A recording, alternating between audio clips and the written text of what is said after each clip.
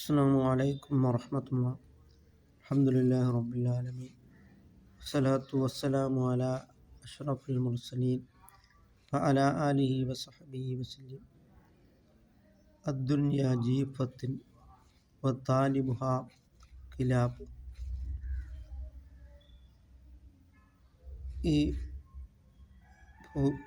ദുനിയാവ് ശവമാണ്.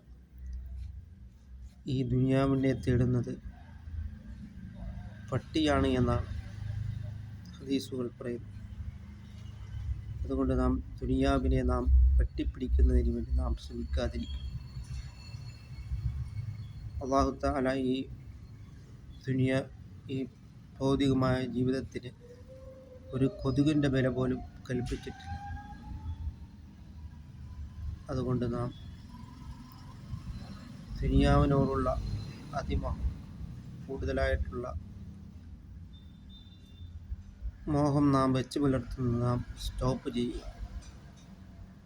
അത് നാം മനസ്സിലാക്കിക്കൊണ്ട് അതുകൊണ്ടാണ് സയ്യിദുനാ റസൂൽ കരീം സല്ലല്ലാഹു അലൈഹി വസല്ലം തങ്ങൾ പറഞ്ഞിട്ടുള്ളത്, അമാറ ഉമ്മത്തി മാ ബൈന സിത്തീന വ സബഈന.